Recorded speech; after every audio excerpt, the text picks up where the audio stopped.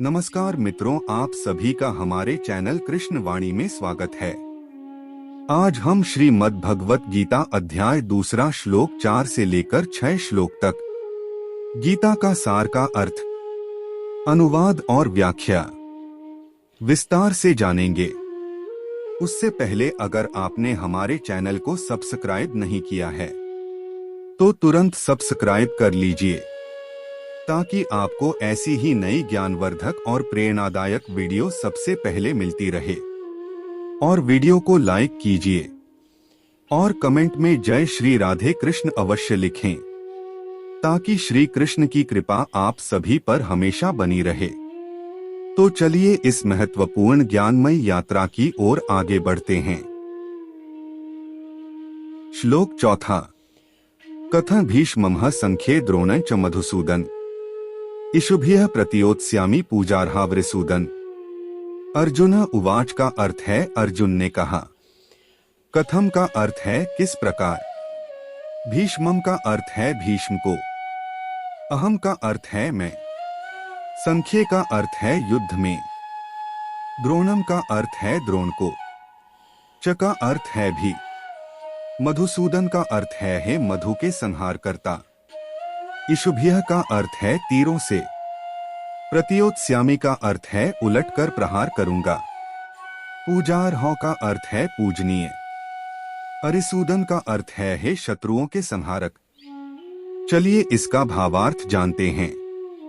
अर्जुन ने कहा, हे शत्रुहंता, हे मधुसूदन, मैं युद्ध भूमि में किस तरह भीष्म तथा द्रोण जैसे पूजनीय व्यक्तियों पर उलटकर बाण चलाऊंगा। इसका तात्पर्य यह है कि भीष्म पितामह तथा द्रोणाचार्य जैसे सम्माननीय व्यक्ति सदैव पूजनीय हैं। यदि वे आक्रमण भी करें तो उन पर उलटकर आक्रमण नहीं करना चाहिए। यह सामान्य शिष्टाचार है कि गुरुजनों से वाग्युद्ध भी न किया जाए। तो फिर भला अर्जुन उन पर बाण कैसे छोड़ सकता था। क्या कृष्ण कभी अपने पितामह नाना उग्रसेन या अपने आचार्य सांदीपनी मुनि पर हाथ चला सकते थे। अर्जुन ने कृष्ण के समक्ष ये ही कुछ तर्क प्रस्तुत किए। श्लोक 5वां। गुरुन् हत्वा ही महानुभवान् श्रेयो भोक्तुं भैक्ष्यम्पि लोके। हत्वार्थ कामास्तु गुरुनेहैव भुंजीय भोगान् रुधिर प्रदिग्धान्। गुरुन् का अर्थ है गुरुजनों को। अहत्वा का अर्थ है न मारकर। ही का अर्थ है निश्चय ही। महानुभवान का अर्थ है महापुरुषों को। श्रेय का अर्थ है अच्छा है। भोक्तुम का अर्थ है भोगना। भैक्ष्यम का अर्थ है भीख मांगकर। अपि का अर्थ है भी। यह का अर्थ है इस जीवन में। लोके का अर्थ है इस संसार में। हत्वा का अर्थ है मारकर। अर्थ का अर्थ है लाभ भी। कामान का अर्थ है इच्छा से। तु का अर्थ है लेकिन। गुरुन का अर्थ है गुरुजनों को। ए का अर्थ है इस संसार में। एव का अर्थ है निश्चय ही। भुंजीय का अर्थ है भोगने के लिए बाध्य। भोगान का अर्थ है भोग्य वस्तुएं। रुधिर का अर्थ है रक्त से। प्रदिग्धान का अर्थ है सनी हुई या रंजित। इसका भावार्थ यह है कि ऐसे महापुरुषों को जो मेरे गुरु हैं, उन्हें मारकर जीने की अपेक्षा इस संसार में भीख मांगकर खाना अच्छा है। भले ही वे सांसारिक लाभ के इच्छुक हों, किंतु हैं तो गुरुजन ही। यदि उनका वध होता है तो हमारे द्वारा भोग्य प्रत्येक वस्तु उनके रक्त से सनी होगी। इसके तात्पर्य को समझते हुए आगे बढ़ते हैं। शास्त्रों के अनुसार ऐसा गुरु जो निंद्य कर्म में रत हो और जो विवेक शून्य हो, त्याज्य है। दुर्योधन से आर्थिक सहायता लेने के कारण भीष्म तथा द्रोण उसका पक्ष लेने के लिए बाध्य थे।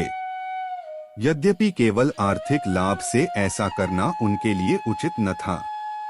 ऐसी दशा में वे आचार्यों का सम्मान खो बैठे थे।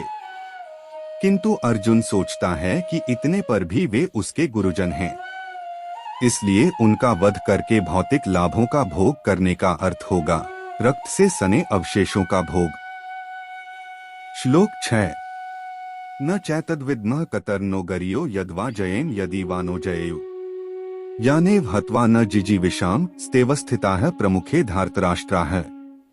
न का अर्थ है नहीं, च का अर्थ है भी, एतत् का अर्थ है यह, विद्मा का अर्थ है हम जानते हैं, कतरत का अर्थ है जो, न का अर्थ है हमारे लिए, गरीयः का अर्थ है श्रेष्ठ, यत्वा का अर्थ है अथवा, जयन का अर्थ है हम जीत जाएं, यदि का अर्थ है यदि, वा का अर्थ है या, न का अर्थ है हमको, जययुः का अर्थ है वे जीतें, यान का अर्थ है जिनको, एव का अर्थ है निश्चय ही, हटवा का अर्थ है मारकर, न का अर्थ है कभी नहीं, जिजीविषामः का अर्थ है हम जीना चाहेंगे, ते का अर्थ है वे सब, अवस्थिताः का अर्थ है खड़े हैं, प्रमुखे का अर्थ है सामने, धार्तराष्ट्राः का अर्थ है धृतराष्ट्र के पुत्र।